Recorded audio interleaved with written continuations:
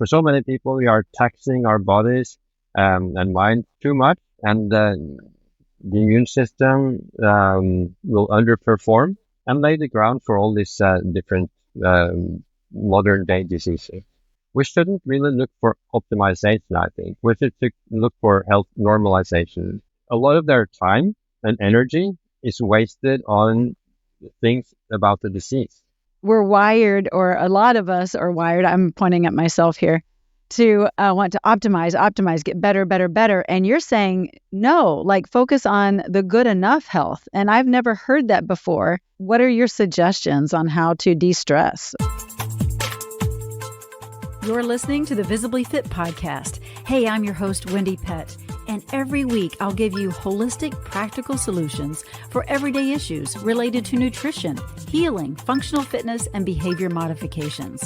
As a naturopath, fitness expert, and wellness coach for over 20 years, my goal is to empower you to reach for greater health and to rise up to your next level of living in mind, body, and spirit. You were created with greatness in mind. It's time to own it. Are you with me? Then let's dive in. Are you alive? Is your heart ticking? How's that pulse rate? Yes, not just in this moment, but how's your pulse and your heart rate variability of that pulse rate over all moments of every day, every month, every year? How's it looking? Do you even know?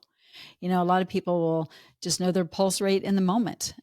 You'll know if you're a little anxious because your pulse rate gets a little faster, or if you've exercised or that kind of thing, or you'll know if you're pretty chill and calm because your pulse rate is a little slower and you feel a little more calm. But what about those moments when you just really don't know if your food is affecting you, if your lack of sleep is affecting you, if the stress levels that you carry are affecting you? Well, here today on the Visibly Fit Podcast, I have a guest with me all the way from Norway to explain why it's so important that we do know our HRV, our heart rate variability. And I'm so excited. I'm so excited to have him on. But his name is Dr. Torkil Færø. He is a GP and emergency physician, documentary filmmaker, author, and photographer. He is multifaceted. Over a 26-year career as a freelance doctor, he has worked all over Norway. He's had hundreds of thousands of consultations and has gained a unique picture of the diseases that plague us. He learned that the cause is most often found in the stresses our lifestyles place on our bodies. It was when his father died at age 73 that he realized that he had to change his own lifestyle. Being 40 pounds overweight, undertrained, overstressed, underslept, and drinking alcohol daily, he learned that his lifestyle could deprive him of decades. Using wearables like, well, I don't need to name the names. We'll talk about them in the podcast, but different wearables, he found a way to track and regulate his nervous system and physiology. Now, Dr. Færø is an award-winning photographer. He's the author of The Pulse Cure and also The Camera Cure, and has made 25 films about his pilgrimages to Nidaros and Santiago de Compostela. And he is an avid traveler. He has visited over 80 countries and he speaks 8 languages. He is very, very intelligent. But the Pulse Cure has been nominated and has been dominating actually in the Norwegian bestsellers list for 69 weeks and counting. So it is doing really well over there, and I hope it does well here in the States. But this is the first and only book that teaches how to use wearables to track heart rate variability and gives a practical and holistic plan to improve overall health. So the Pulse Cure is translated also into 7 languages. You're going to love our conversation. So thanks so much for tuning in. I'm your host, Wendie Pett, and welcome to the Visibly Fit Podcast. Enjoy the show. Well, welcome, Dr. Torkil Færø, to the Visibly Fit Podcast. I'm so excited that we finally connected. Thank you, Wendie. A little bit of trouble with the time zones and getting connected at the right time, but so happy to be here. We did. And before the show, I was kidding with you. I said, you're trying to mess with my heart rate variability, aren't you? Stressing me out.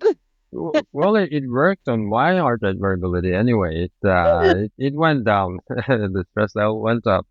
Oh, that's So, hilarious. That's so good. Well, I'm so happy to have you on the show. You are the author of The Pulse Cure, Balance Stress, Optimize Health, and Live Longer. Who does not want to optimize their health and live longer? I don't know of anyone that doesn't. And so you are just on a mission to help people understand better how they can have better quality years and have extend and expand their life. What actually prompted you to write this book to begin with? I think what has prompted it in the first place is the frustration working as a doctor to realize that most of my patients hadn't need to be there. The diseases that they contract has a lot to do with lifestyle, and with a better lifestyle, they would be healthy, living their lives and following their dreams and not being, faced by all these diseases. Is inflammatory based diseases that keeps popping up, from maybe when you're 50, 60 or even earlier than that. So that's why in the Pulse Cure, I've written about the different strategies for food, sleep, exercise, rest, alcohol, and a lot of different unhealthy behaviors that luckily we can track with heart rate variability. So when we do good things for our body and our minds, then the heart rate will respond to that. Just for example, earlier today I had a lunch. I know I shouldn't be eating bakery goods with gluten and cheese, but I did, and the heart rate goes up. It responds to that. So I have a intolerance to those things, and so my heart rate will go up 10, 15 beats, and I will feel a little bit like the flu, just a little bit. Now I know it. Before I started tracking my heart rate, I didn't even think about it. But now when I can see it and the heart rate responds to these surprising sources of stress that I would not think of earlier.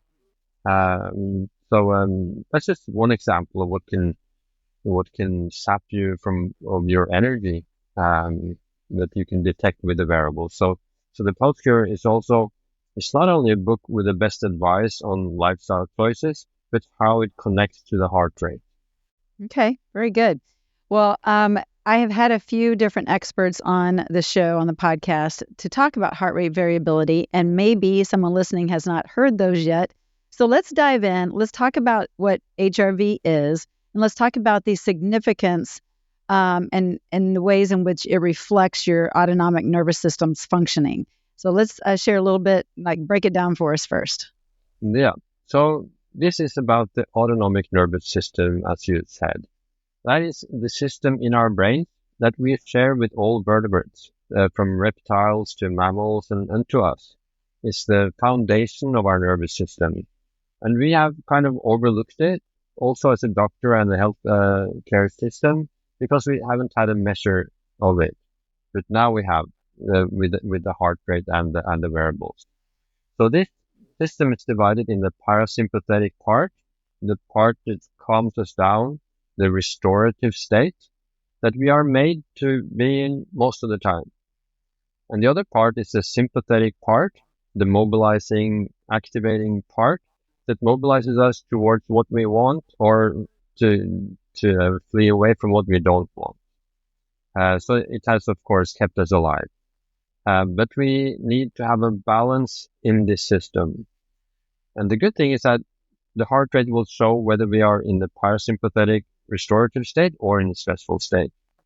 When we're in the parasympathetic state, when we breathe in, the heart rate goes up a little bit to take advantage of that there are more oxygen in the lungs. And then when we breathe out, the heart rate goes down a little bit.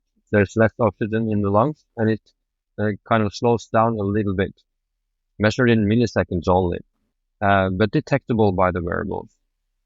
If we are in the stress state, the heart rate will beat at a very steady pace regardless of whether you're breathing in or out. So that makes it possible for the wearables to find out how deep your restorative state is or how intense your stressful state is.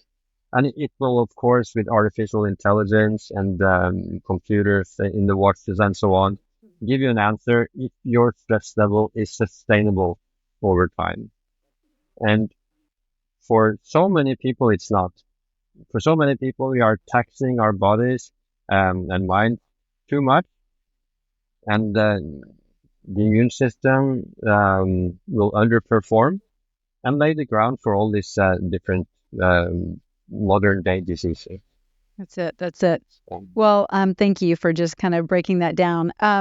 Wearables, I have worn many wearables, from the Oura Ring to the Whoop band to my Apple Watch. And I have to admit, like I have not worn it for the last year because I was so OCD about it. Like I was stressing myself out about it not hitting a certain number, and I was kind of in a group with the Whoop band folks, with some pretty high level athletes, and my numbers were not matching theirs. I'm like, what am I doing wrong? I'm grounding. I've got the EMF protection mat on my sheets. I've got, I'm eating well, exercising, doing deep breathing, cold showers. Like I'm just like stressing myself out because the numbers are not. And so I ditched the wearable. So let's talk about that. That's a good thing. A good conversation, because it depends on whether you got bad numbers or that you just didn't get as good as the other ones. I would assume that just looking at you, that you would have fairly good amount of green and yellow on the Whoop. How was your green and yellows? You get green for the best days and yellow for the so-and-so days and red for the worst days. How was your... Yeah, they were pretty good. I mean, but the recovery wasn't happening as well as I thought it would. And I'm like, well, I'm sleeping well. Or it appeared to be. I mean, I was, no alcohol, no, eating whole food, plant-based. I just couldn't figure it out. And I do blood work every 3 months at that point in time. Now I do it every 6 months. So I wanted to look under the hood and see what else is going on. And really, there was nothing there to be alarmed about. So I couldn't quite figure it out. Like, why is my number in maybe the 50s, and I've got another guy and he's like 120. And I'm like, wait a minute, we're kind of... with the HRV? Yeah, with HRV. Yeah, because the HRV is very individual. Personal?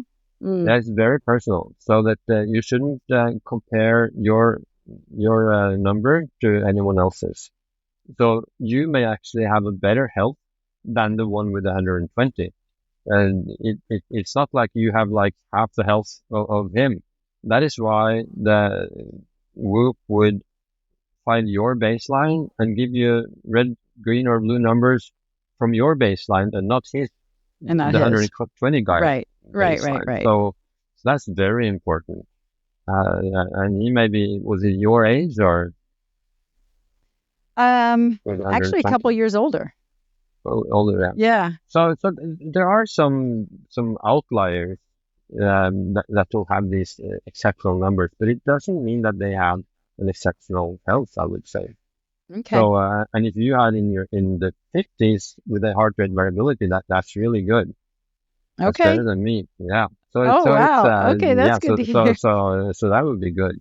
So I would rather with the Whoop band look at how many yellow and green days, and and how was that? How was your yellow and green days? Was it most of the days yellow and green? Yeah, most of the days for sure. Yeah, I mean I had some red days for sure. Yeah. Whether I was stayed up a little bit later or maybe I watched TV later at night, or I could tell the difference. And we're supposed to. We're supposed to have pulsating lives. We're supposed to strain ourselves and to not be too rigid about how we live.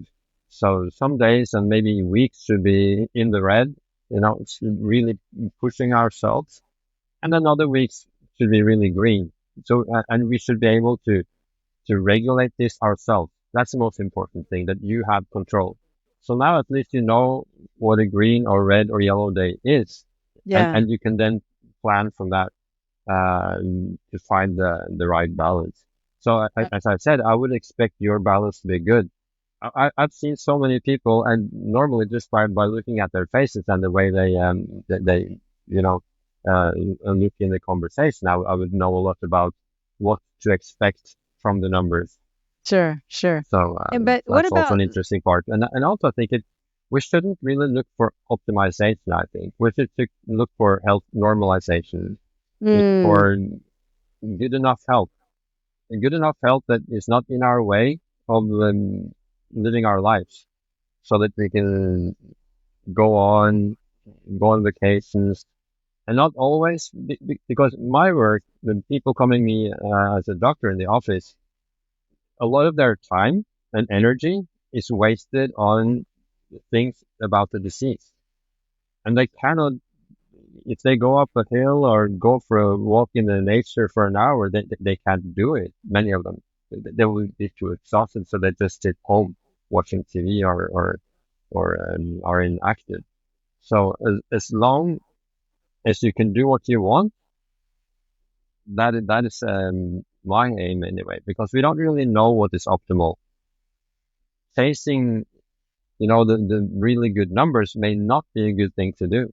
wow, Having I want to pause having on it, that for just a yeah, minute, Dr. yeah, Torkil, because I think we're wired, or a lot of us are wired. I'm pointing at myself here to want to optimize, get better, better, better. And you're saying no, like focus on the good enough health. And I've never heard that before.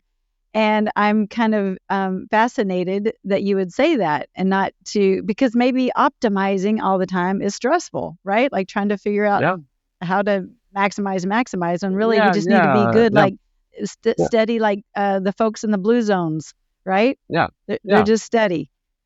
yeah. They're just steady, and those are the ones that I see as individual patients. They do the same things as in the blue zone.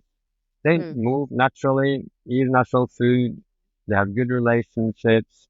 They may have a glass of wine once in a while. Eat real food. They are out in nature, getting enough sunlight, Hmm. grounding, as you say. So, but just in a natural way. They're not having any high intensity training or anything of that. So on the other hand, people who are extremely fit seem to die early. I'm Mm-hmm. rarely impressed by former athletes' longevity.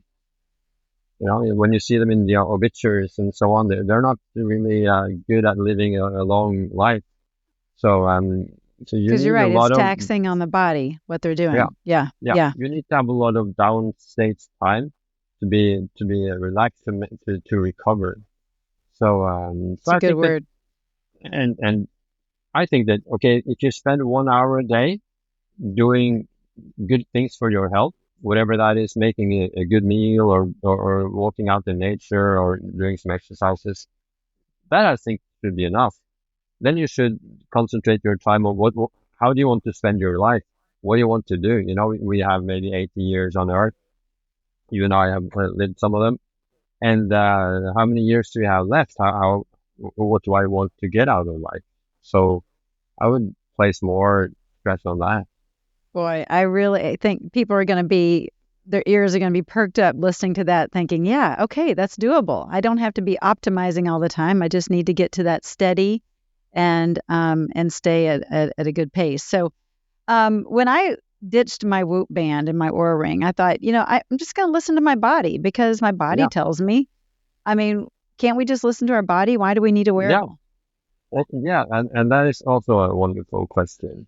And for you, you can, with a good conscience, put that wearable away because your health is good enough. Hmm. But it, and a lot of people get stressed because they see just everything is in the red. They got poor numbers. They're in a poor fitness level, too much stress, and then they get even more stressed, and then they put away the Whoop band or watch. But then the problem has not gone away. Right. It's still there. Just The hidden. chances of contracting some lifestyle related disease is still there. It's like getting a fever from an infectious disease and just throwing away the thermometer. It will not solve the problem. So in that case, I would say, okay, this is a reality check. You're in a poor state. There's too much stress on you, and you should change your life until you get good enough numbers. So uh, and about the listening to our bodies, we are really really poor at that, because We ignore the we're not really symptoms. equipped. We're not really equipped to feel this. Mm-hmm. I have some, for example, what stresses me the most is different kinds of food. So if I eat chili, the night is gone. Did you say I could as chili? well, chili, yeah. I could Uh-huh. as well have 4 or 5 glasses of wine and wake up with a hangover in the morning. Wow. I, until I used the wearables, I would never have even thought about it, that what I was feeling in the morning had any relationship to what I was eating 12 hours before. Sure. But with the wearables, I can see that. So now I know that if I eating anything with chili, that will cause a lot of stress for me. But of course, I've been eating chili all my life, but I haven't known about it because this inner sense is not so good. We have excellent eyesight. We can see 10 million different colors. We can actually smell 1 trillion different smells. We can feel the wind with a little bit on our cheek, but whether I have 60 or 85 in the heart rate, I have no idea. And That's true. because if we had too much noise from our inner system, that is of course working full speed all the time, um, it would be in the way of the senses from the things that threatened us historically, other animals, lions and snakes and what have you. But now the threats to our health comes from the inside, from a stress level that is out of balance, and we are not really equipped to feel it. So this is why the heart rate that responds really quickly to small stressors, because if you put small stressor on top of each other, that, that will give a problem. So, and we overlook them because we haven't been looking at it.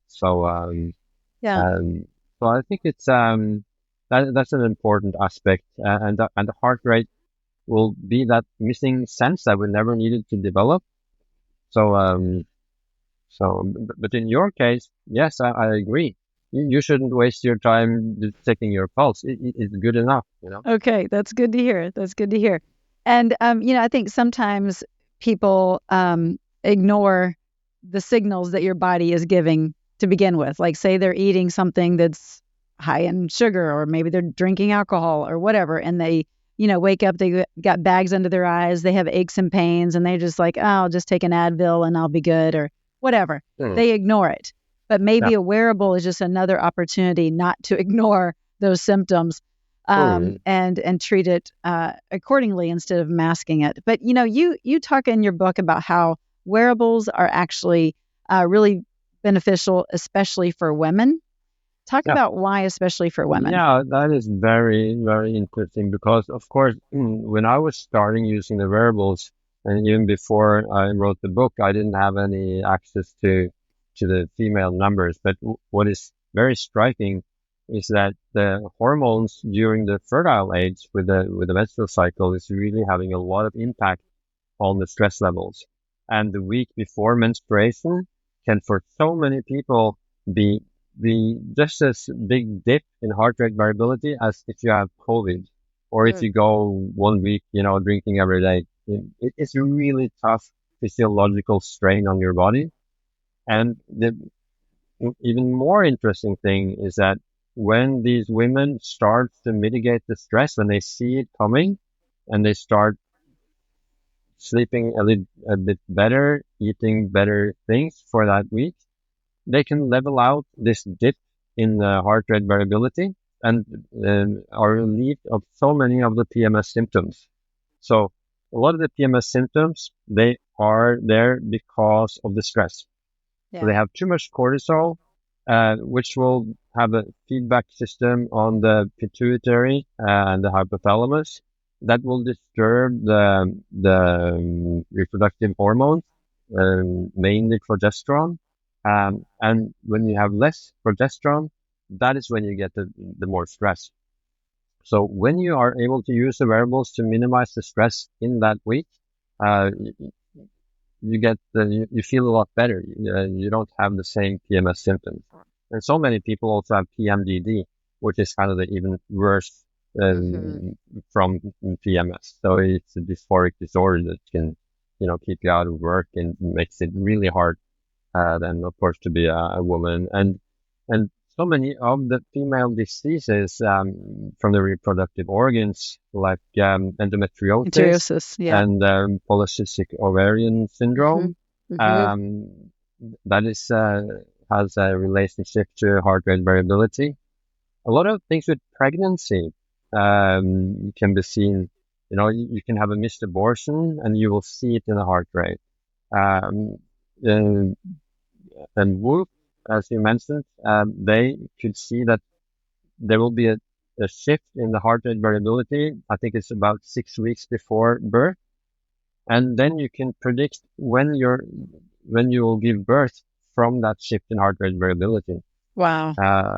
And of course, also in the other end of the spectrum, then perimenopause and menopause is also visible in heart rate variability. And when the women gets bioidentical hormones, for example, they will see that the heart rate variability is better than with synthetic hormones. So particularly for women, I think these wearables are very important. Okay, this is good. And I know that some of my women listeners are probably like, okay, that's great. I'd love to learn how to not stress the way I'm stressed out. Like, what are your suggestions on how to de-stress? Because that's probably their question. Like, yeah, you don't understand my life. You don't understand. I'm stressed to the max. I've got these kids. I've got this job. Like, it's just, running and gunning. And they're like, what do I do? Yeah. So at least you must find out, okay, what is outside your control. Okay, you have these children. They may wake up at night, and you have to take them to the kindergarten or school or whatever. So, okay, certain things you cannot change. But then, of course, then you should not take those 2 glasses of wine in the evening, or that late night pizza, or bag of crisps, and then maybe you should make sure that you go a little bit earlier to bed. And that you exercise, put in some exercise, because if your fitness level is poor, then your body has to work in overdrive all the time. So you have to make sure that slowly to get a better fitness level. And you don't want to over-exercise either. You don't want to over-exercise either. You want to have the right kind of minimal amount of exercise that keeps your body running better. And then you also need to be able to calm yourself down, so that you're not dependent on outside stressors, so that even if things are stressful outside of you, you can remain calm. And of course, there are lots of techniques for that, but my favorite is slow breathing. So to be able to breathe very slowly, maybe 6 breaths a minute. For example, 4 seconds in, 6 seconds out. If you do that once in a while, before you take a phone call, before you get mad at your kids for being late or whatever, then you will be able to calm yourself down. And particularly if you see it on your wearable. So if you see that your problem seems to be the half hour before you take the kids to school, then okay, that stress level is too high. And when you see that, then you can manage it. What you can measure, you can manage. So when you see that high number, then it's a challenge for you to try to get that number down somehow. Right. Maybe you need to start the whole morning 5 minutes early, or do a meditation once you get out of bed and such things. And of course, because this is like having a speedometer for your physiological intensity or speed. So of course, in traffic, when you have the speedometer, it's so much easier when you go into the cities from the highways. It's easier to adapt your speed to your surroundings, and it's the same way with the wearables as well. I must say that in this, the Oura Ring and the Whoop is not good enough. The only tool, at least for the time being, that you can do this is with the Garmin watches. Mm. and because then you can see the stress level in the moment. I can just push a button. I'll see that my stress level now is 34 on the scale from 0 to 100, which is quite good. My It's heart not rate is bad. 65. Okay, so I can always go and check this. And if I now, for example, was a mother with kids and I see that, oh, my stress level is 90, then I can say, okay, let's calm down. Let's see how much down can I get my stress levels in this moment, in the Mm. next minute or two. So, My son is so in the military, and they provide Garmins for them to great. determine their stress levels and make sure they're getting in their steps and all the movement and all that good stuff. But Yeah, and yeah, sleep and everything sleep. Yeah, because the army and U.S. Army and Navy they've been at the forefront of this kind of revolution because they have to have people that are well slept, that they're are sharp. fit, that are not Hmm. wasting their energy on things that are not helping them. So I think during the Iraq War, they found out that they did not care about sleep. So I think 64% of the fatalities from the first weeks of Iraq was from friendly fire or accidents because they were Wow, just too tired. too tired. Yeah, Too you can't tired. So if operate without sleep. yeah, you can't operate without sleep or being too stressed because the connection to your prefrontal cortex is not optimal. So you're just reacting like without control. Sure. So we cannot use our human intellectual brain if this foundation, the autonomic nervous system, is not balanced. Um, what are your thoughts about EMF, electromagnetic frequencies? Do Really? you think that that's affecting our HRV? I mean, I know it's. I'm not sure. It hasn't. It does have an obvious effect for what I measure, but of course we are surrounded by it all the time. Hmm. And I know that I've seen, if you Google EMF and heart rate variability, there will be findings, I'm sure. Um, so, um, so I often put my phone in flight mode. A lot of these tools you can put in flight mode. Yeah. So I can put my Garmin watch in flight mode and it will just keep registering, with a light during the night, and then I can put it back into normal mode, and then it will transfer the measurements. Oh, that's great. So And, you and, don't and have you can to go out to sleep with another that. room if you want Yeah. to. Yeah.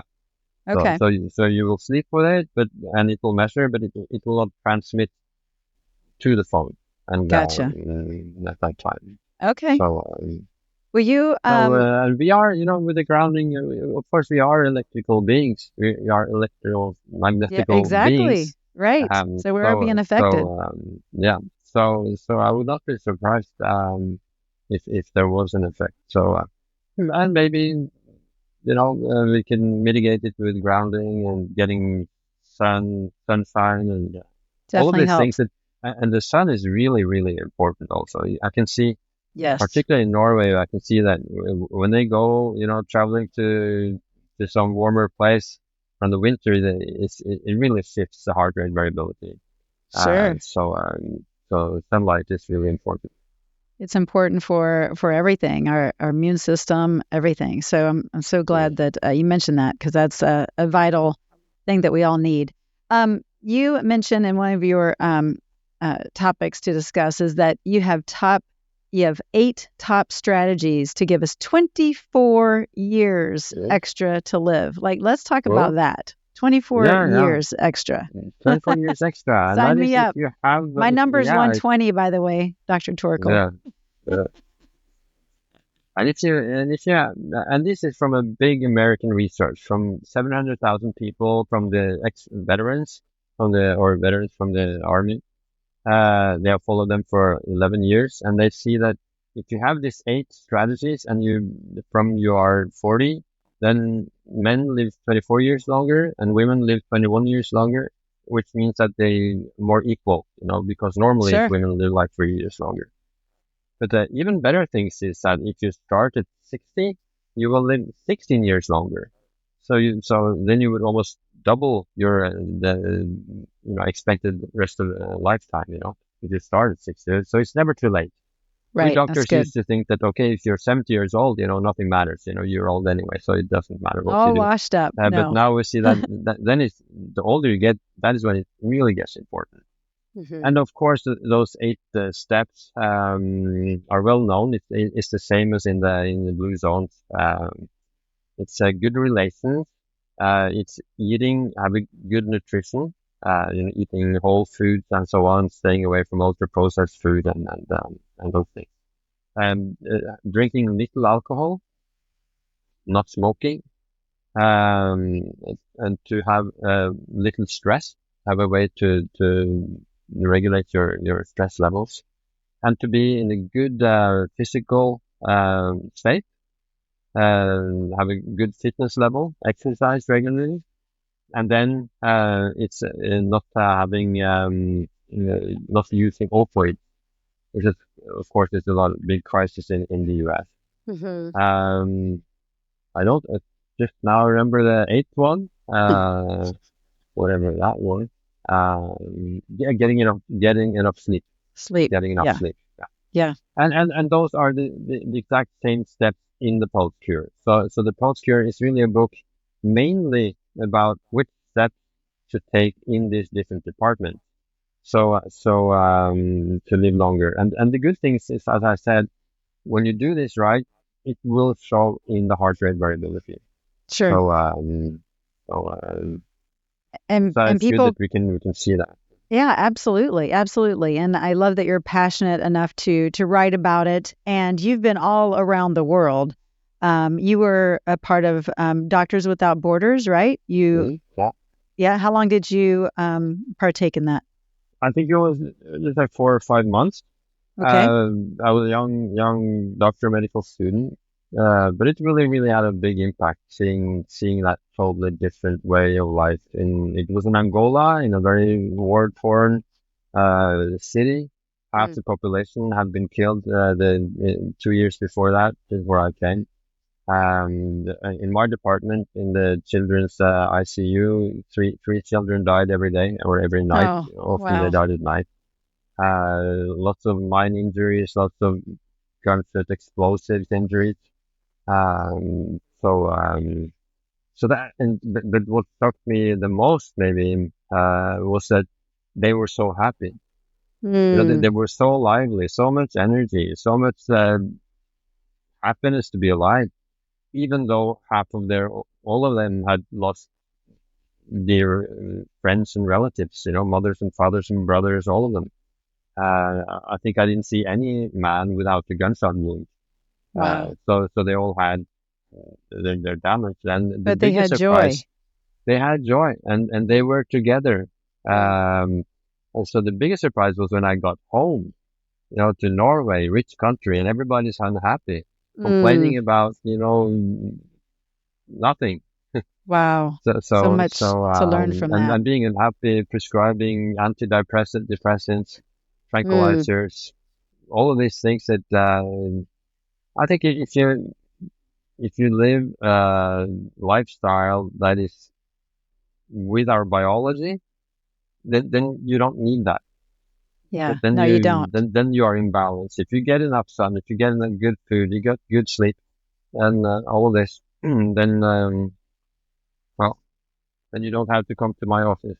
That's right. That's right. My hope is that you wouldn't have to prescribe that at all in the future, that people will be just on track with their health and take their health into their own hands. One last question here before we go. I appreciate you being on with the time difference and everything. What would you say as far as heart rate variability is concerned?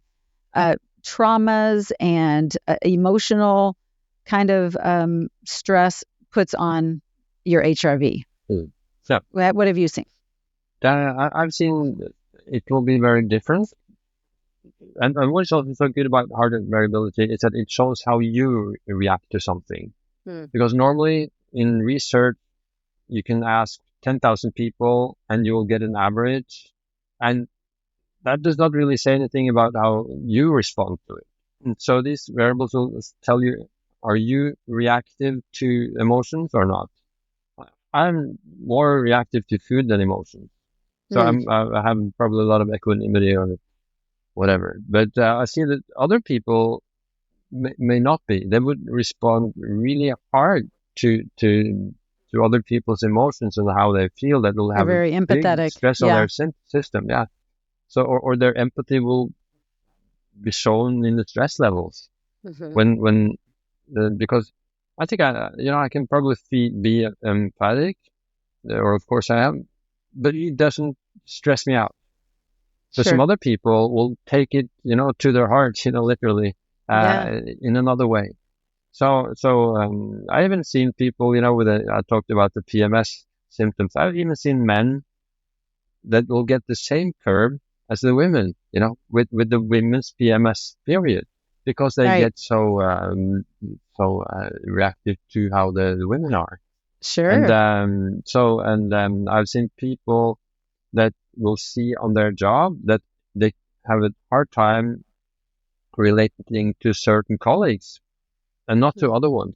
So they can see that in this meeting with this colleague, I'm stressed, but with these other colleagues, I'm not. And then some of Interesting. them will go to Yeah. their boss and say, and ask him, okay, can you minimize my contact with this person? If they can, Yeah. Based people, on my other Garmin, I people, shouldn't be having basically, meetings with yeah, this person. that's right. And somebody have succeeded in that, okay, we can do that. And other Yeah. people, of course, will find that they can't do that. They have to work with this person. So it's not an option. How But do you manage then it? they Yeah. take it up on themselves. So, okay, now I see these numbers. Okay, next week, I will manage to have a meeting with this person and not take this stress out of myself.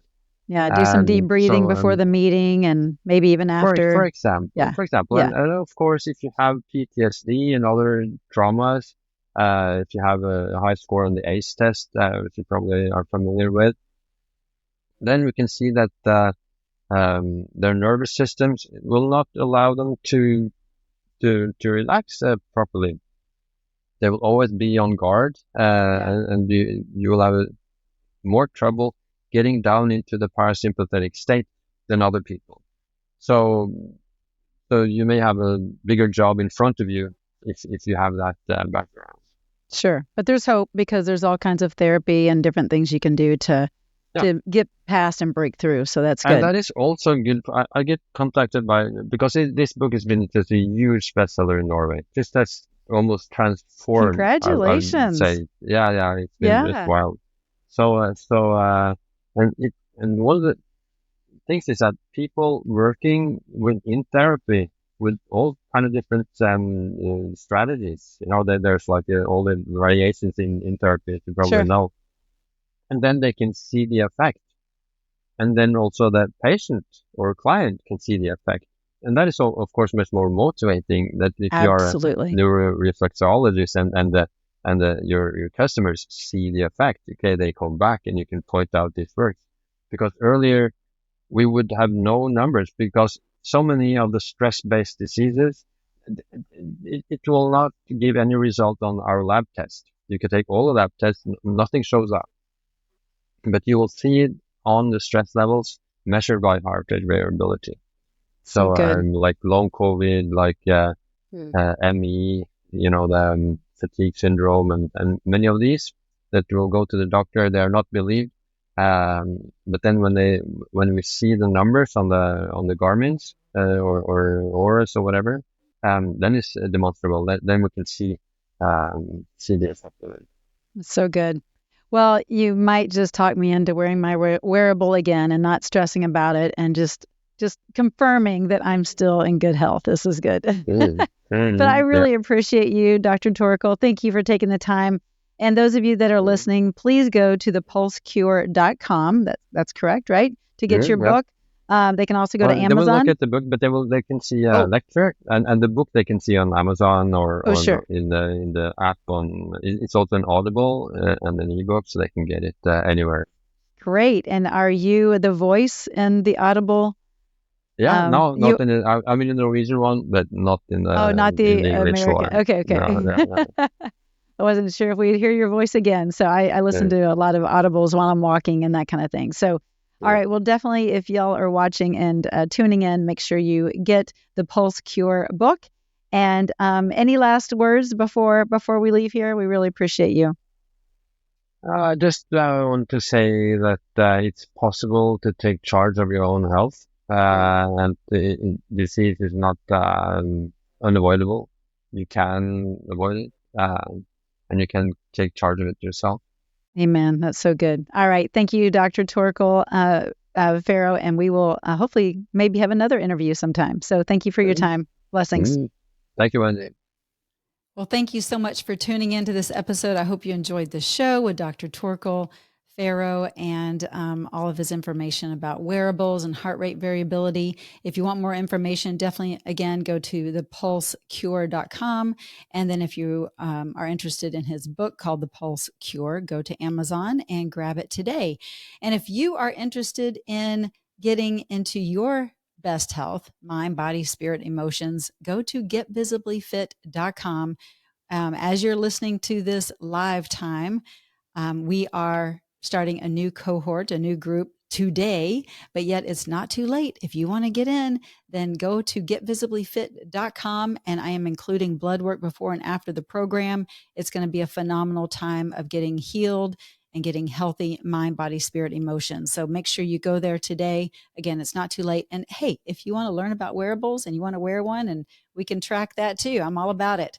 So anyway, go there and let's get you into your best health this year. All right. Getvisiblyfit.com. Again, thanks so much for tuning into this episode. We will catch you same time, same place next week right here on Visibly Fit. And hey, do me a favor, rate this podcast, give it a review, and share it with those that you know and that you love and could really benefit from this information. All right. God bless, and we'll catch you next time. Well, that's a wrap for today's show. So thank you so much for tuning in. I love spending this time with you. To learn more and get more free resources, just head on over to wendiepett.com. And thank you in advance for sharing this episode and this podcast, following and subscribing, not only to this podcast, but finding me on social media, Instagram, YouTube, Facebook, wherever you are, I'm probably there too. Until next week and our next podcast time together, make it a Visibly Fit day.